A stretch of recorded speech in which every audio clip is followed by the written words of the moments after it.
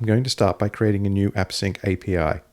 In this example, I'll build the API from scratch. The API name is going to be demo, and I'll create a simple schema with a query object containing the field hello that returns a nullable string.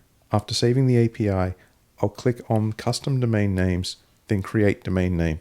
The first thing you'll notice is that you need an ACM certificate, and I don't have one set up for this API, so I'll go to the AWS Certificate Manager where I can request a new certificate. This is going to be a public certificate, so I can click Next. For this API, I'm going to use the fully qualified domain name demo.richdevelops.dev, and I'll be using the DNS validation method. Once I request the certificate, you'll see the status is pending. I need to click on the certificate ID, then scroll to the button Create Record in Route 53 and press it. I then need to click on the Create Records button to create the DNS records required before the AWS Certificate Manager will issue the new certificate. I can then return to the certificate list, and I'll click Refresh because certificates are typically issued quickly. Now the certificate has been issued, I'll return to the Custom Domain Name section of AppSync where I can create a domain name.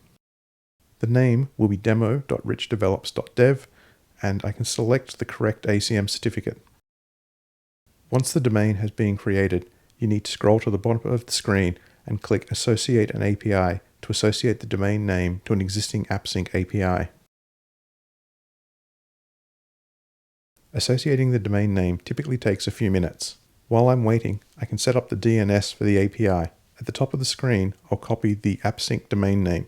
In Route 53, I can then create a new CNAME record for demo.richdevelops.dev using the AppSync domain name as the value.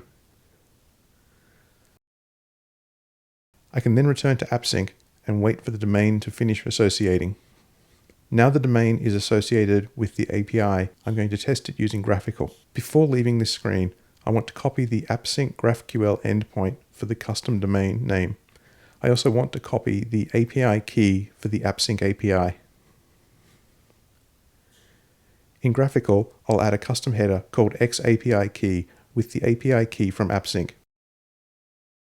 I'll then paste the GraphQL endpoint into the GraphQL endpoint field. Finally, I can run a simple query to retrieve the hello field. Graphical has already used introspection to download the schema, so it's providing autocomplete. When the query executes, you see hello is null because I didn't implement a resolver for it.